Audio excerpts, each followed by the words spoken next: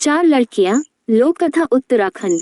बहुत समय पहले एक देहात में एक मजदूर रहता था। वह बहुत गरीब था। उसकी एक के बाद चार लड़कियां हुई।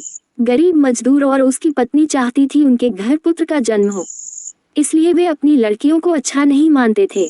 दिन मजदूर की पत्नी ने उससे कहा, घर में थोड़ा आटा पड़ा है, घी भी है, हलवा खाने का मन कर रहा है, क्यों न आज हलवा बना दे। मजदूर राजी हो गया। मजदूर और उसकी पत्नी चाहते थे जब उनकी लड़कियां सोई रही तभी हलवा खाया जाए। उसकी पत्नी हलवा बना ही रही थी, उसी बीच एक एक कर वे चारों लड़कियां उठ गई।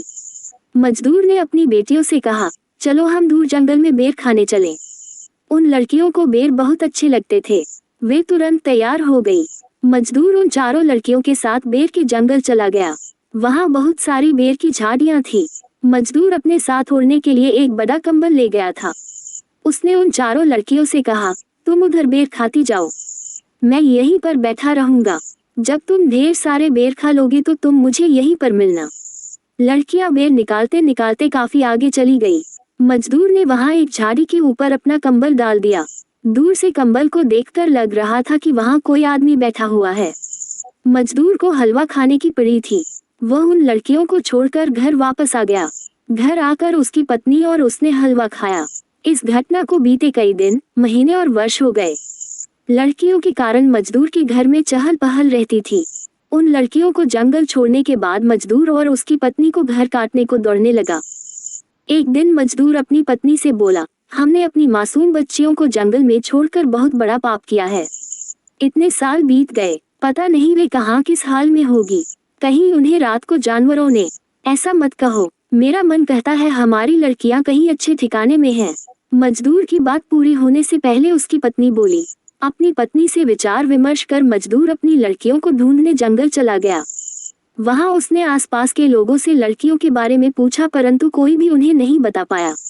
एक दिन बेर के जंगल में एक आदमी मजदूर को मिला।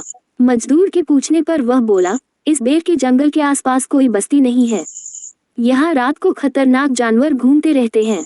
वह आगे बढ़ता गया। कुछ दूर चलने पर उसे कुछ हड्डियां पड़ी हुई दिखाई दी। उसे पक्का विश्वास हो गया कि उसकी लड़कियों को जंगली जानवरों ने ही मारकर खाया होगा। वह रोने लगा। थोड़ी देर बाद उसे उस रास्ते में घोड़े पर सवार एक सुंदर युवती दिखाई दी। मजदूर को रोते हुए देखकर उसने पूछा, आप कौन हो, क्यों रो रहे हो? मजदूर ने उसे पूरी बात बता दी। मजदूर की बात को सुनकर वह मुस्कुराई।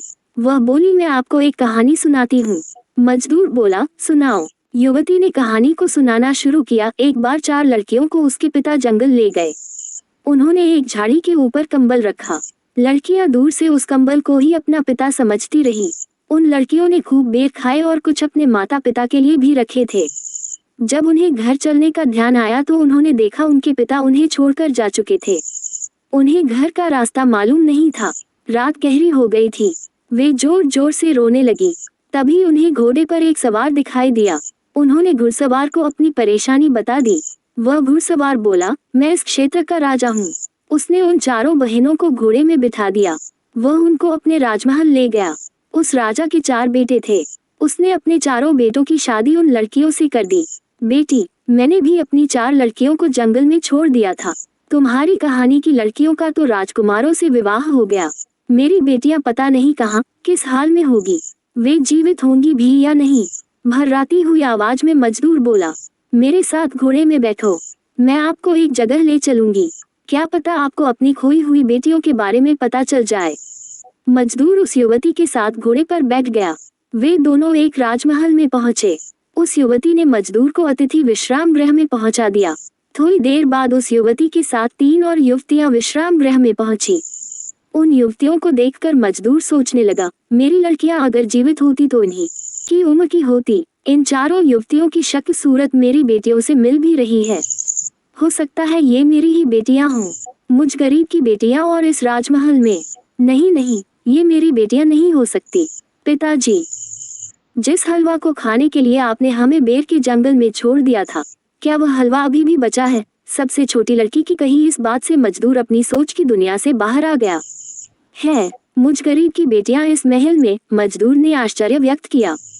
पिताजी, इस संसार में जो भी स्त्री या पुरुष जन्म लेता है वह पूर्व जन्मों के कर्मों के अनुसार अपना भाग्य साथ लेकर आता है। आपने अपनी जिम्मेदारियों से बचने के लिए हमें बेर के जंगल में छोड़ दिया था, किंतु हमारे भाग्य में इस राज परिवार की बहू होना लिखा था। मजदूर अपनी बेटियों को पाकर बहुत खुश हुआ। अपने दुष्कर्मों के लिए उसने अपनी बेटियों से क्षमा मांगी।